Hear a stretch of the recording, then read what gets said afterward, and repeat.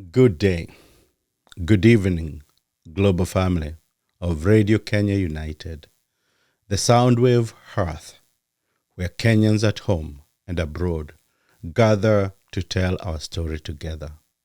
Tonight, we pause the playlist, dim the studio lights, and widen our collective heart. Because Ngũgĩ wa Thiong'o, the literary lion who taught a continent to roar in its own tongue, drew his final breath this morning, Wednesday, the 28th, May 2025, in Atlanta. He was 87 years old. We do not mourn with bowed heads. We stand tall, because Ngũgĩ's entire life was an invitation to stand. Born in 1938, under the long shadow of the British Empire, young James Ngũgĩ watched colonial soldiers torch his own village in Limuru and silence his brother Gĩtogo with a bullet. From that furnace emerged a conscience that refused to cower. He refused in bold, memorable, sometimes mischievous way.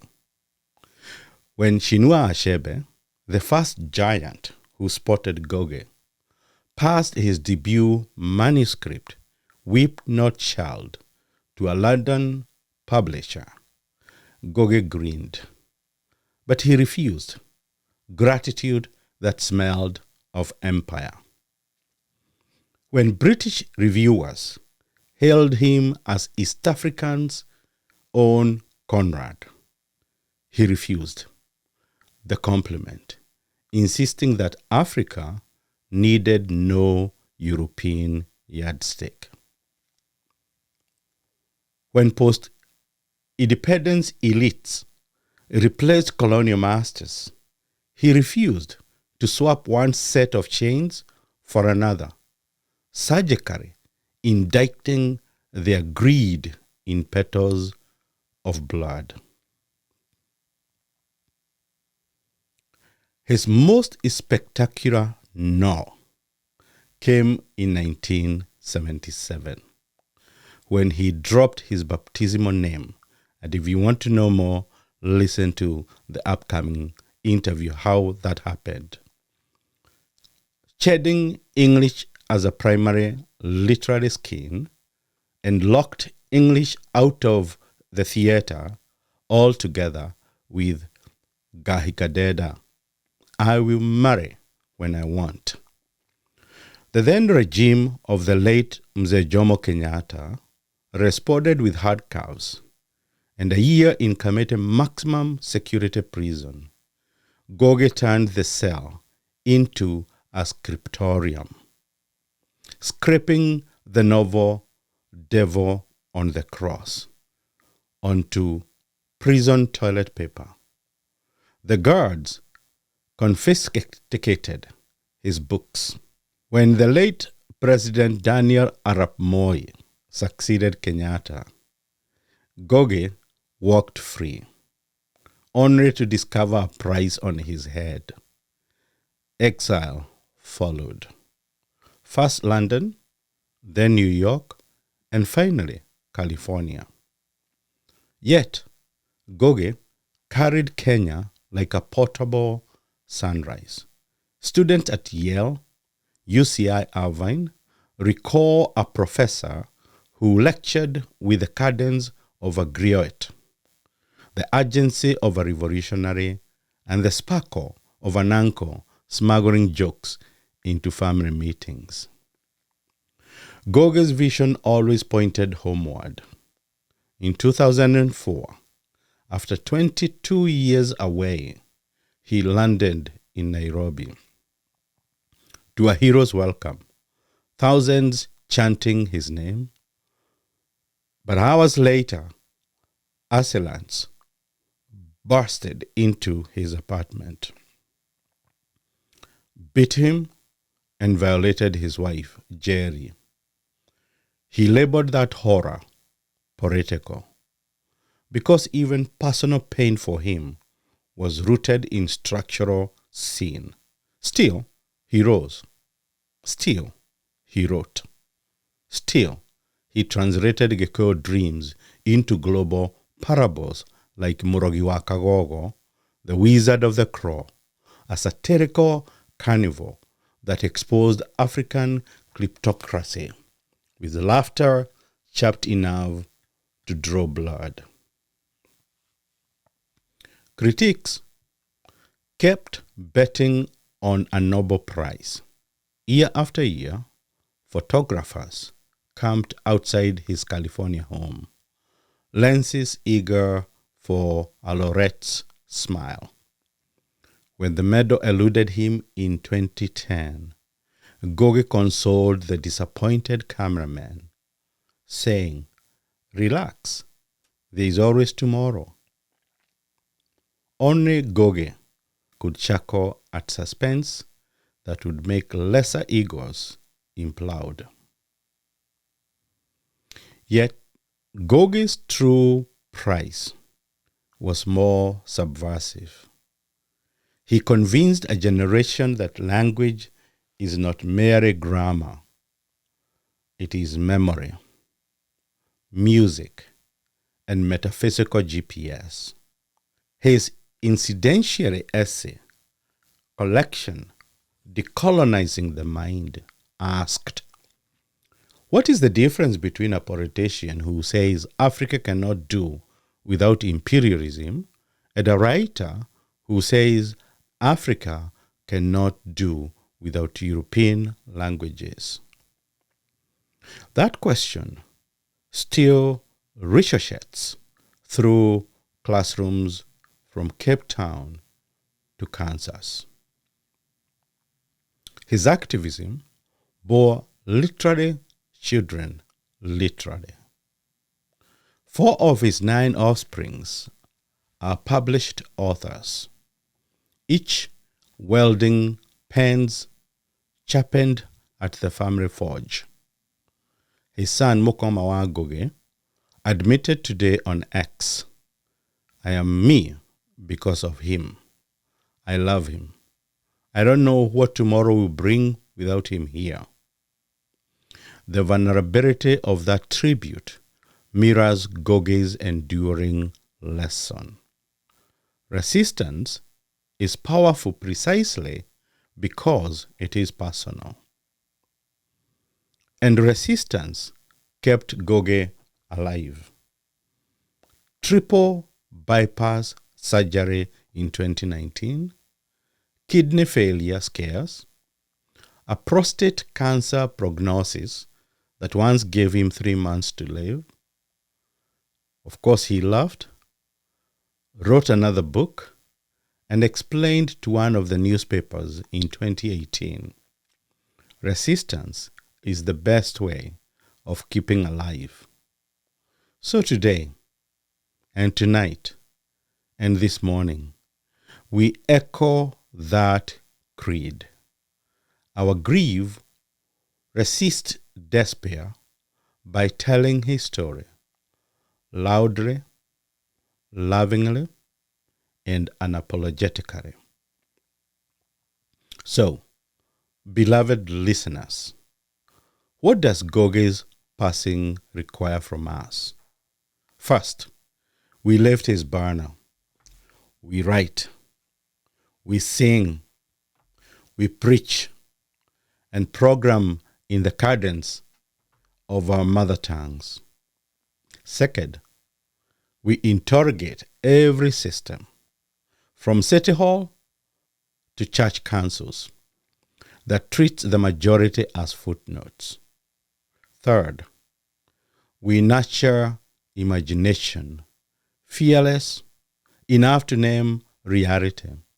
Remember, he renamed himself to reclaim himself.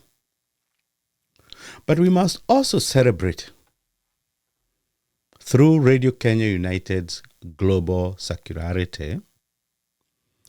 We're going to weave a sonic shroud of Gikuyu folk song and hymns, spiced up with reggae that mellows as lament. We will listen to Ngũgĩ wa Thiong'o himself, because he taught us that even hell can become a printing press. For that reason, we will pivot from elegy to dialogue. That's why we invite you to stay tuned for a conversation recorded last year between Professor Ngũgĩ wa Thiong'o and myself, Kasisi Keriako wa Kenywa, on the then Keriako Waves Radio, which today is Kenya Radio United. In it, Ngũgĩ stretches the very word religion, redefining it as Odini, Orea Wama, Muoyo Negushanio. The essence of true religion, life is a struggle. He urges that spirituality is not an escape hatch but a marathon through history's thorns. That language is sacrament. That every struggle, gender, class, or climate belongs inside the same cathedral of human dignity. If you thought decolonizing the mind was radical, wait until you hear him decolonize heaven. So, everyone at Radio Kenya United have polished the audio. Every syllable rings clear. Every chuckle adds. Prepare to meet a sage who welds parables like the scalpels, and who, even at 86, could tease the host Kasisi Keriako wa Kenywa that if your radio doesn't broadcast in Gikuyu, it is a colonial lyrics. Fix it. Well, we have kept that line, and we laughed with him, but we will continue holding ourselves accountable the Ngũgĩ way, always feeling like a good motivation to wear boxing gloves. Friends, the mic now trembles with memory. I remember him dearly. Let us breathe together. Inhale his courage. Exhale complacency. Let gratitude rise like Mount Kenya at dawn, unyielding, majestic, carved out by time, yet still climbing. When the hour closes, do not say, Ngũgĩ is gone. Say, Ngũgĩ shades the tense of hope from future conditional to present active. So, cue the signature drum roll. Cue the harmonic swell of Nyatiti strings. Cue the excerpt page one of Matigari, where a freedom fighter buries his gun beneath a fig tree, vowing to teach instead of shoot. That scene encapsulates Ngũgĩ's lifelong thesis: the pen, the play, the people's language can finish wars that bullets only begin.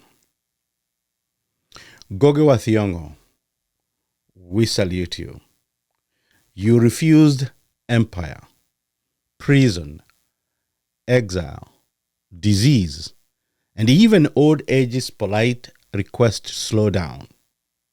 Today, tonight, this morning, our diaspora chorus proclaims, your struggle fertilized our possibilities. Your sentences still beat like talking drums in our chests. May the ancestors welcome you with an ovation. May the cosmic bookshelf reserve a flaming shelf for your Gikuyu manuscripts. And may your legacy convince every listener tuned in, whether in Nairobi, New York, or New South Wales, that their mother tongue, our mother tongue, is not a minor key, but a national anthem. Listeners, keep your dials locked in. The interview will start off after a brief musical tribute. This is Radio Kenya United, where we refuse silence, we refuse erasure, and today, tonight, and this morning, we refuse to grieve without celebrating. Shukran. Asanteni. Ngũgĩ wa Thiong'o nĩ hurũke ũhoro. Mwarimũ Njorua Ngũgĩ wa Thiong'o. Njamba ya ita. Njamba ya thĩ. Njamba ya Rũrĩrĩ. And I want to take a moment also to say asante sana to Mwarimũ for allowing me to share part of his knowledge through many sittings that we had, talks that we shared, laughters that we shared, as recent as this week.